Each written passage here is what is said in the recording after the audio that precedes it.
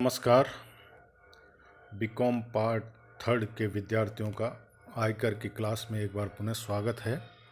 प्रिय विद्यार्थियों, पिछले वीडियो में आपने कृषि आय और कृषि आय के विभिन्न प्रकार और गैर कृषि आय के बारे में कुछ एग्जाम्पल्स और कुछ उदाहरण आपको दिए गए थे। इसी से आगे बढ़ते हुए आज हम कृषि आय के बारे में ही और जानकारी प्राप्त करेंगे। साथियों, कुछ व्यावसायिक क्रियाएं ऐसी होती है जिनमें हमें पूर्णतया शुद्ध तौर पे उनको कृषि माना जाए या व्यापारिक मानी जाए। ऐसी गतिविधियां जिनमें अंशतः कृषि कार्य भी होता है और अंशतः व्यापारिक कार्य भी होता है, तो उसमें से कितनी कृषि आय मानी जाए, कितनी व्यापारिक आय मानी जाए, ये एक महत्वपूर्ण बिंदु है। इसी को हम जो है अंशतः कृषि आय या अंशतः व्यापारिक आय के रूप में हम अध्ययन करते हैं। आयकर अधिनियम के अंतर्गत नियम 7A, 7B1, 7B2, नियम 8, ये ऐसे नियम हैं जिनके द्वारा हम कृषि आय और व्यापारिक आय को अलग करते हैं। इन नियमों में संपूर्ण जानकारी दे रखी है कि कितनी आपको कृषि आय माननी है और कितनी आपको व्यापारिक आय माननी है।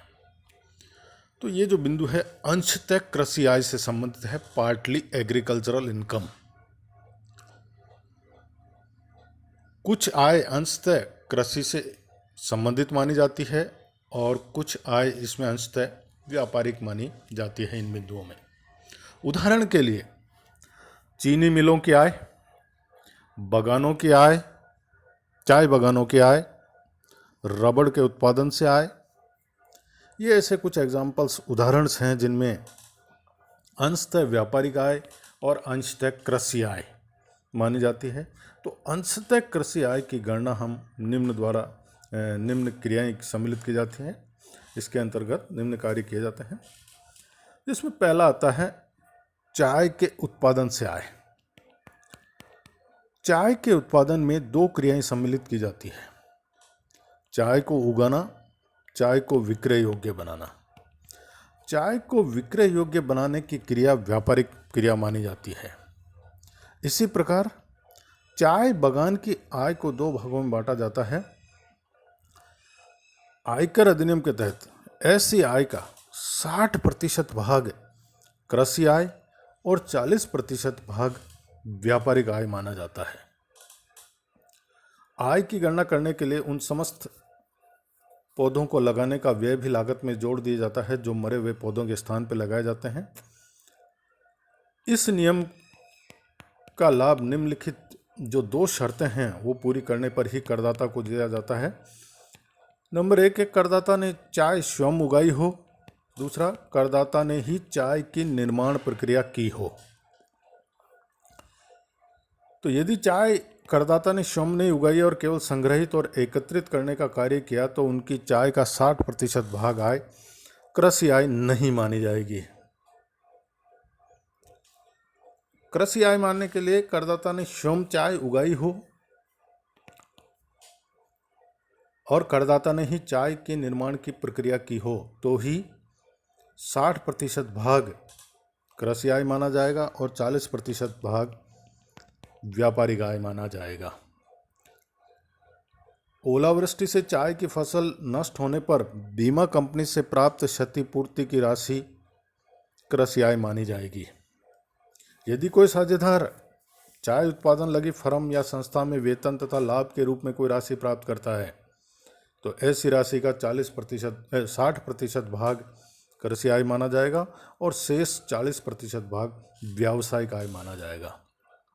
तो चाय के उत्पादन में से जो आय होती है उसमें सामान्य तौर पे अगर चाय का उत्पादन का कार्य करदाता ने स्वयं ही किया है तो 60% भाग कृषि आय माना जाएगा और 40% भाग व्यापारिक आय माना जाएगा। ये नियम 8 जो है स्पष्ट करता है। दूसरा, रबड़ के उत्पादन से आय। भारत में रबड़ के पौधों एवं पौधों से सेंट्रीफ्यूज लेटेक्स, सैनेक्स और लेटेक्स आधारित क्रैकर्स अथवा ब्राउन क्रैकर्स आदि उत्पाद बनाकर बेचने से होने वाली कुल आय का 65% भाग कृषि आय और 35% भाग व्यापारिक आय माना जाता है, नियम 7A के तहत। तो रबड़ के उत्पादन में 65% agricultural income and 35% trade income मानी जाती है, बिजनेस इनकम मानी जाती है, व्यवसाय का। तीसरा है कॉफ़ी के उत्पादन से आय। ऐसे करदाता कि जो भारत में कॉफ़ी का उत्पादन और निर्माण करके विक्रय करते हैं उसे 75% भाग कृषि आय मानी जाती है और 25% आय व्यापारिक आय मानी जाती है।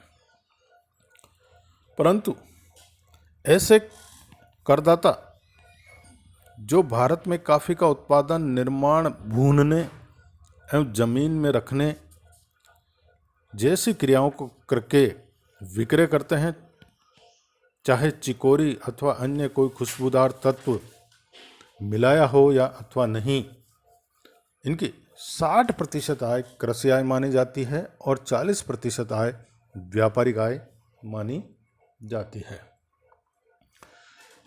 ऐसी आय की गणना करने के लिए उन समस्त पौधों को लगाने का व्यय भी लागत में जोड़ दिया जाएगा जो मरे हुए पौधों के स्थान पर लगाए जाते हैं। यदि करदाता कॉफी बोर्ड से कोई अनुदान प्राप्त करता है तो यह अनुदान आयकर अधिनियम के अनुसार कर मुक्त है और इसे कॉफी उगाने की लागत में से नहीं घटाया जाएगा, नियम 7B के तहत। तो कॉफी आय में साधारणतः कॉफ़ी को शुद्धिकरण करके अगर बेचा जाता है तो 75% भाग कृषि आय और 25% भाग व्यापारिक आय मानी जाएगी। लेकिन अगर कॉफ़ी में कॉफ़ी का उत्पादन, निर्माण, भूनना, जमीन में रखना ऐसी क्रियाएं करके विक्रय किया जाता है, कॉफ़ी को भूनकर उसके साथ चिकोरे अथवा अन्य कोई खुशबू पदार्थ मिलाया जाए या नहीं मिलाया जाए, केवल उनको भून करके विक्रय किया जाए, तो 60% भाग कृषि आय और 40% भाग व्यापारिक आय मानी जाएगी। अन्य व्यवसाय से अंशतः कृषि आय। करदाता द्वारा अपने व्यापार में उत्पादन कार्य हेतु अपने फर्म पर उत्पन्न की गई उपज या लगान के रूप में प्राप्त उपज को कच्चे माल के रूप में प्रयुक्त किया जाता है, तो ऐसी उपज के बाजार मूल्य में से कुल लागत को घटा दिया जाता है और शेष आय को कृषि आय माना जाता है। यहाँ पर बाजार मूल्य से तात्पर्य है कि यदि कृषि उपज सामान्यतः बाजार में विक्रय की जाती तो उसका औसत बाजार मूल्य, और यदि उपज साधारणतः बाजार में नहीं बिकती तो निम्न जो राशियाँ हैं उनका योग बाजार मूल्य माना जाएगा, जैसे कृषि व्यय, कृषि भूमि का लगान या किराया और आयकर की अधिकारी की दृष्टि से उचित लाभ की राशि। तो अन्य व्यवसाय के संबंध में यही माना जाता है कि अंशतः जो कृषि आय है कि ऐसी कि करदाता अपने व्यापार में उत्पादन कार्य हेतु अपने फर्म पर उत्पन्न की गई उपज या लगान के रूप में उपज को कच्चे माल के रूप में प्रयुक्त किया जाता है, तो ऐसे उपज के बाजार मूल्य में से कुल लागत को घटा करके शेष आय को कृषि आय माना जाएगा। और लागत निकालने के लिए यहाँ बाजार मूल्य से तात्पर्य है कि सामान्यतः उसको यदि कृषि उपज सामान्य बाजार में विक्रय की जाती तो उसका औसत बाजार मूल्य, और साधारणतः अगर बाजार में नहीं बिकती है तो ये 3 पॉइंट्स जो हैं उसमें जोड़ करके उसकी लागत हम ज्ञात करेंगे, बाजार मूल्य निकालेंगे, जिसमें कृषि व्यय है, कृषि भूमि का लगान या किराया है और आयकर अधिकारी की दृष्टि से उचित लाभ की राशि। ये अन्य व्यवसाय से संबंधित हैं। तो ये चाय, रबड़, कॉफ़ी में स्पष्ट है कि 60%, 40%, 65%, 35% और 75% और 25%, और यदि कॉफ़ी को भून करके या अन्य कोई कार्य उसके साथ करके अगर बेचा जाता है तो फिर उसको 60% या 40% भाग कृषि और व्यापारिक आय मानी जाएगी। इसी के साथ हम आज एक एग्जाम्पल भी लेते हैं, उदाहरण भी लेते हैं कि क्या निम्नांकित आय कृषि आय है, स्पष्ट करें। नंबर ए पॉइंट है कि रमेश अपने किराएदार की कृषि उपज को बेचने से कमीशन के रूप में 5,000 रुपये कमाता है। रमेश को कमीशन के रूप में प्राप्त 5,000 रुपये कृषि आय है या नहीं? स्पष्ट तौर पे ये कृषि आय नहीं है, क्योंकि इस आय का कृषि भूमि से सीधा संबंध नहीं है। किराएदार की कृषि उपज बेचने के, रमेश अपने किराएदार की कृषि उपज को बेचने से कमीशन के रूप में 5,000 रुपये कमाता है, तो रमेश ने कोई कृषि कार्य नहीं किया है इसके अंतर्गत, इसलिए यह आय कृषि भूमि से संबंधित नहीं है और यह कृषि आय नहीं मानी जाएगी।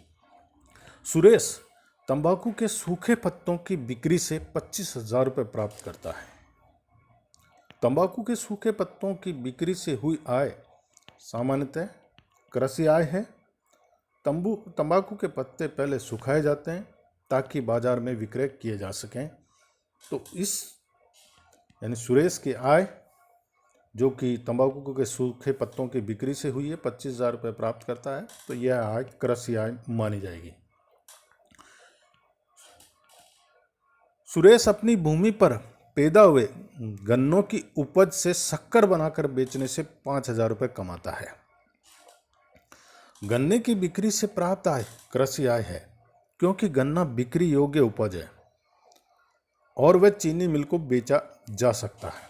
लेकिन जहां कृषक बाजार के अभाव में गन्ने को सीधे नहीं बेच सकता है और गुड़ या शक्कर ही बाजार में बिक सकती है, तो गुड़ और शक्कर से प्राप्त आय कृषि आय मानी जाएगी। यदि क्षेत्र विशेष में गन्ने का बाजार उपलब्ध है लेकिन कृषक फिर भी गन्ना ना बेच करके गुड़ या शक्कर बनाकर विक्रय करता है ताकि अधिक लाभ कमा सके, तो उसकी आय अंशतः ही कृषि आय मानी जाएगी। स्पष्ट है कि जहां उपज को बेचने के लिए बाजार उपलब्ध है और सामान्यतः उस बाजार से बेचा जा सकता है, उस बाजार में उस उपज को बेचा जा सकता है, तो वह आय कृषि आय मानी जाएगी। लेकिन बाजार उपलब्ध नहीं है और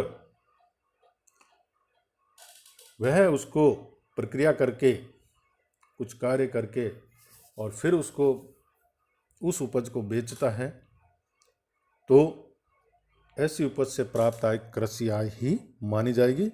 लेकिन अगर यदि क्षेत्र विशेष में उस वस्तु का बाजार उपलब्ध है जहां उसको वह बेच सकता है, फिर भी उसको ना बेच करके अधिक लाभ कमाने के उद्देश्य से अगर कोई कृषक अन्य प्रक्रिया करके और उसका विक्रय करता है, तो फिर वह अंशतः कृषि आय मानी जाएगी। अगला जो प्रश्न है कि तूफान से फसल नष्ट हो जाने पर बीमा कंपनी से प्राप्त क्षतिपूर्ति की राशि,